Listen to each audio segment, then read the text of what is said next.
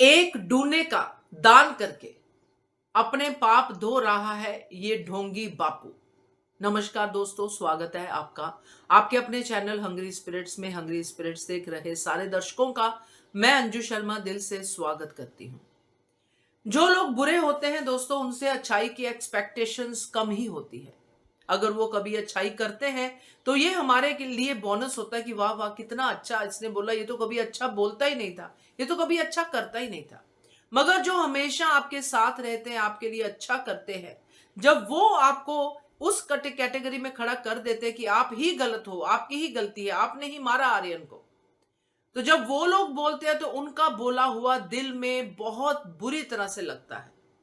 तो ये जो बापू ने जाते जाते, बापू जी ने जाते जाते अनुपमा को कहा कि तेरी ही गलती थी, ये बात अनुपमा को बुरी तरह से चुभ गई दोस्तों। आज बापूजी अनुपमा के नाम से डूने में प्रसाद डाल के, ब्रूना यानी आप जो भी पंजाबी में डूना बोलते हैं, बट जो भी भाषा है आप लोगों की, वो जो कटोरी में डाल के प्रसाद दे रहे हैं, अनुपमा के लिए प्रे कर रहे हैं, इसका कोई फायदा नहीं है, सिर्फ ढोंग ही लगता है। चलिए चर्चा करते हैं। पहले वही निवेदन, जिन्होंने अभी तक चैनल को सब्सक्राइब नहीं किया है कर लीजिए, साथ में दोस्तों बेल आइकॉन दबाइएगा ताकि आपको हमारे वीडियोस के नोटिफिकेशन मिलते रहे। मैं अगर पास्ट में जाऊं तो बापूजी को कभी मैंने अनुपमा का साथ देते नहीं देखा है। लीला को चुप करवाते देखा है अनुपमा के खिलाफ। जब बापूजी ने घर छोड़ा था तब भी लीला के साथ बापूजी का झगड़ा हुआ था, अनुपमा की वजह से नहीं घर छोड़ा था। लीला ने बैंड बजाई थी बापूजी की, इसलिए बापूजी घर छोड़ के चले गए अपने लिए, अपनी इज्जत के लिए।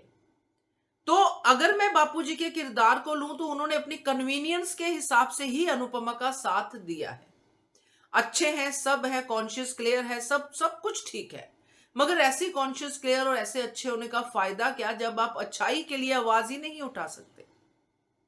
इतना सब कुछ हो गया, आर्यन की डेथ को लेके इतना सबने बोल लिया, तो क्या बापूजी का यहां पे ये कहना नहीं बनता था इस स्टेज में कि बेटा हम सुबह बात करेंगे?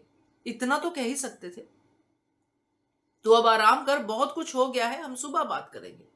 तेरे को बहुत जो भी था आश्वासन एक बड़ों का होता है, वो होना चाहिए था। बापूजी अनुपमा को सबसे ज्यादा जानते हैं, इस बात का दावा अनुपमा भी करती है। मगर क्या वाकई बापूजी अनुपमा को जानते हैं? अगर जानते होते तो ये बात नहीं करते कि गलती हो गई तुमसे। उनको पता होना चाहिए था कि मेरी इस बात का अनुपमा पे क्या असर होगा। इसका मतलब साफ है कि लीलाबा नाम की ही बदनाम है।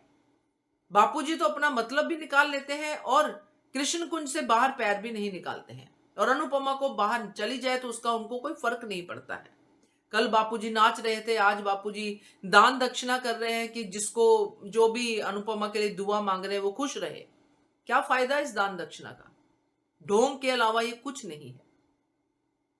क्योंकि बापूजी से जो अनुपमा ने एक्सपेक्टेशंस रखी थी, क्योंकि एक्सपेक्टेशंस उन्हीं से रखी जाती हैं जो बहुत दिल के करीब होते हैं।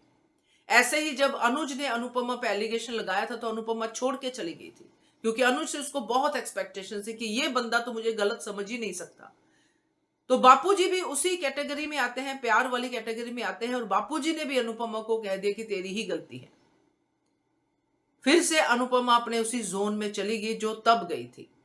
तो दोस्तों ये जो बापूजी के अब आगे भी दिखाएंगे, बापूजी स्टैंड लेंगे, सब करेंगे, मगर हमें आपको सबको ये बात जरूर याद रहेगी कि अनुपमा जब आखिरी बार बापूजी का दरवाजा खटखटा रही थी, रो रो के बापूजी को कह रही थी कि दरवाजा खोलिए, और बापूजी लीला के रुकने पे रुक गए थे।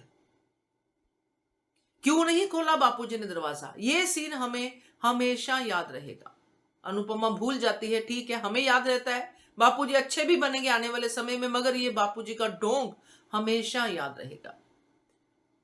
अगर दरवाजा खोल देते, अगर अनुपमा को एक पानी का गिलास पिला देते, अगर अनुपमा से दो बातें कर लेते, तो आज अनुपमा इनके घर से बाहर नहीं जाती। मगर ट्रैक है, ऐसे ही चलना है। तो बापूजी का ये ढोंग मुझे तो पसंद नहीं आया। आप बताइएगा आपका क्या कहना है, कमेंट कीजिएगा। देखते रहिए चैनल हंग्री स्पिरिट्स।